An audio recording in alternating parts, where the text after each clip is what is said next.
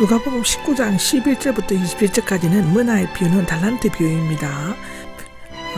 마태복음 25장과는 비슷하지만 내용적으로는 차이가 있습니다. 첫째로는 달란트 비유는 주인이 잠시 집을 비우고 떠나고 있는데, 문화의 비유는 귀족 출신의 어떤 사람이 왕위를 받아오려고 집을 떠난 것이고요. 두 번째로는 달란트는 재능에 따라 차이가 있게 나누어 주지만 문화는 모두 똑같이 나누어 주었습니다. 세 번째로는 두 비유에서 나누어 준 액수의 합계가 많이 차이 나눕니다.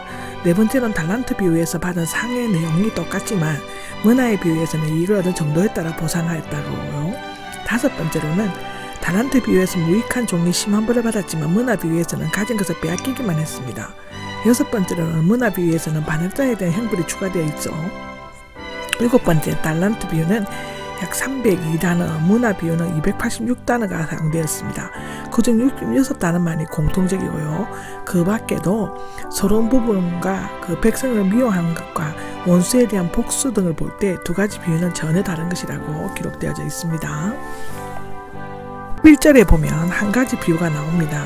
예수님께서 삭개오의 집에서 말씀하실 때 한 가지 비유를 덧붙여 히브리적 표현으로 말씀하셨는데, 예루살렘 여리고에서 27km 점점 가까이 갈수록 예수님을 메시아로 생각하는 사람들이 이제곧 예루살렘의 메시아 왕국이 건설되고 유대인들의 모든 정치적 군사적 원수들이 정복될 것이라는 기대에 부풀어 있었으며, 이러한 생각과 기대를 고쳐주시기 위해 이 비유를 들어 말씀하셨습니다.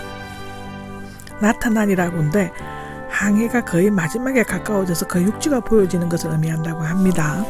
12절입니다. 12절에는 귀족 출신의 어떤 사람이 나옵니다. 가문이 좋고 마음이 고상한 사람을 의미하며 당시 로마 제국 하에서 왕족으로 태어난 사람을 가리킨다고 볼 수 있다고 하는데요.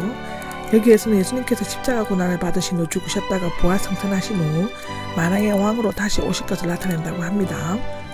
왕위를 받아오려는데 이것은 예수님의 말씀을 듣고 있는 자들이 이미 잘 알고 있던 역사적 사건을 언급하고 있다는 것이 분명합니다. 13절에 보면은 자기 종 10사람을 열문화인데, 문화는 신약 성경에서 이곳에만 나옵니다. 헬라와 로마의 합해인데요. 한 문화는 약 20데날리온, 원데날리온은 하루 품삯이었다고 합니다. 약 12에서 20달러 정도, 16에서 20달러 정도이고, 마태의 달란트는 약 6,000데날리온과 비교가 안 될 정도로 적은 액수입니다. 달란트는 재능에 따라 각기 다르게 나누어졌지만 문화는 각기 공평하게 1문화씩 주어졌고, 아마도 여기에서는 작은 액수, 작은 일에 얼마나 충성하는가를 시험하기 위한 것으로 보여진다고 마태복음 25장 21절 23절에는 나옵니다. 착하고 충성된 종으로 보여주죠. 내가 올 때까지가 나오는데, 내가 오는 동안, 오는 것은 확실하지만 오는 시간을 알려주지 않았습니다. 예수님이 재림하시는 것도 마찬가지죠. 장사를 해보라가 나오는데, 신약 성경 안에서 여기에만 나오고 있는 이익을 남기는 상업행위를 말하고 있는데, 특히 은행가처럼 돈을 굴리는 광범위하게 사업을 하는 것을 나타냅니다. 그 귀족은 종들을 전적으로 신임하였으며 간섭하거나 감시하지도 않고 가장 좋다고 생각하는 대로 사용하도록 맡겼습니다. 그러나 그가 돈을 맡긴 것에는 물론 자신의 재산을 늘리기 위한 목적도 있었지만 장차 나라에서 책임 맡을 자리에 적합한지 그들의 충성심과 능력을 시험하려는 의도도 있었다고 합니다. 16장 10절을 보시면 됩니다. 여기에서 종들은 사도나 일반 성도들의 의미를 하는데, 주님이 오실 때까지 아니면 우리가 주님 앞으로 갈 때까지 받은 재능과 자본으로 복음을 전파하고 주님의 구원 사업을 확장시키려 할 책임이 주어진다고 합니다. 14절을 보면 대표 사들을 뒤따라 보내어가 나오는데, 헤롯 대왕은 죽으면서 BC 4년이죠. 왕국을 자기 아들 아켈라오에게 물려주었다고 합니다. 그런데 이전에 작성된 유언장에는 안디바를 후계자로 지명했기 때문에 아켈라오는 로마에 가서 자신의 지위에 대한 인준을 받을 필요가 있었다고 합니다. 그러나 그분을 미워한 유대인들은 50인의 대표 사들을 보내어 그의 잔인성을 들어 왕됨을 적극적으로 반대하였습니다. 양면의 주장거기를 살펴본 후 황제 아구스도는 아켈라오에게 왕이 아닌 지배자의 칭호를 주고 그의 아버지의 왕국을 절반을 허락해 주었습니다. 그리고 로마에서 돌아온 후 모의에 가담했던 8,000여 명을 잔인하게 살인하였습니다. 유대 고대사 전쟁사에 나온다고 하는데요. 아마도 예수님께서는 아켈라오가 예리고에 재건한 웅장한 궁전을 바라보면서 이 말씀을 하셨을 수도 있다고 기록되어져 있습니다. 15절입니다. 15절은 왕이 되어 집으로 돌아왔다가 있는데, 예수님께서 다시 재림하셔서 절대적인 권세로 심판하실 것을 나타냅니다. 장사를 어떻게 했는지가 나오는데, 13절에 장사란 말에 두루 통하여 철저하게가 덧붙여져서 처음부터 끝까지 철저하게 장사한 내용을 조사한다는 뜻을 암시해주고 있습니다. 16절입니다. 16절에는 주인님이 한 문화로 10문화를 주인님의 한 문화라고 한 것은 주인이 떠날 때 준 돈은 여전히 주인의 것이라고 말하고 있습니다. 자신의 노력이나 공로를 숨기려는 겸손한 모습이 엿보여지는데요. 우리에게는 무엇보다도 지금 우리가 가지고 있는 재능과 시간, 건강, 재물, 심지어 생명까지 모두 하나님의 것이라는 정직의 의식을 철저히 요구되어진다고 합니다. 17절입니다. 17절에는 잘하셨다가 나옵니다. 훌륭하다, 참 용하다에 한 문화, 10문화를 남긴 것은 칭찬할 만한 일입니다. 주인은 칭찬과 더불어 그에게 10개의 마을을 다스리는 권한을 주었습니다. 하나님의 심판 때 믿음으로 구원을 받는 성도들은 그 행위를 따라 상급을 받게 될 것이라고 하는데요. 가장 작은 일에 신실했으니까 나오는데 사실상 종에게 맡겨진 한 문화는 20데나리온, 즉 노동자가 20일에 받은 품삯 정도의 액수에 지나지 않았는데, 그러나 그 보상은 10개의 마을을 다스릴 수 있는 권한이 주어진 것입니다.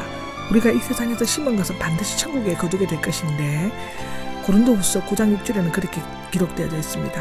그 보상은 우리가 상상한 것 이상으로 클 것이며 그리스도와 함께 영원히 왕노릇하는 권세가 주어질 것이라고 요한계시록 22장 5절에는 기록되어져 있습니다.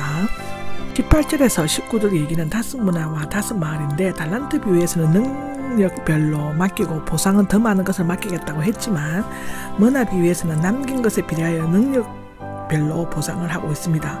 누가는 얼만큼 노력하고 최선을 다했는가에 초점을 맞추고 있는 것입니다. 20절은 한 문화인데 수건으로 싼데 다른 종, 세 번째 종은 한 문화를 수건으로 사두었다 가져왔습니다. 수건은 햇빛을 가리거나 땀을 닦는 데 사용되었지만 때로는 돈을 사서 보관하는 용도로도 사용되었다고 하는데요. 그는 수건으로 사던 이유를 2가지로 설명하고 있습니다. 첫째로는 주인님은 지독하신 분이다. 두 번째로는 주인님은 맡기지 않는 것을 찾아가시고 심지 않는 것을 거두신다라고 하는 것인데요. 첫째의 주인님은 지독하신 분이기 때문이다는데 지독하시는 거친 엄격과 날카로운 가혹의 뜻이 있으며 성격이 급하고 몰인정하고 예심이 없는 것을 나타냅니다. 그는 주인이 지독한 사람이라는 것을 알고 손해볼 것이 두려워서 돈을 사서 보관했다는 것이고요. 두 번째로는 주인님은 맡기지 않는 것을 찾아가시고인데 심지 않는 것을 거두셨기 때문이다는데 그는 주인이 노력 없는 대가를 요구하고 투자한 것 이상의 것을 얻으려는 비정한 착취자나 몰인정한 고리대금 업자로 생각하였습니다. 그는 그런 주인을 위해 아무리 장사해도 그 일은 결국 그에게 돌아갈 것이므로 차라리 일을 안 하는 필요는 더 낫겠다고 얄팍한 생각을 했던 것 같습니다. 그는 자신이 가진 문화가 주인의 것인 줄 알면서도 정직의 의식을 잃어버렸으며 주인의 부유함이 곧 자신의 성공이 된다는 것을 미처 깨닫지 못하였습니다. 아무것도 안 하는 것이 가장 안전한 처세법이라고 생각하는 것처럼 어리석고 비참한 인생은 없습니다. 10명의 종, 세 종류의 종은 사례 중 어느 하나에 속하는 것입니다.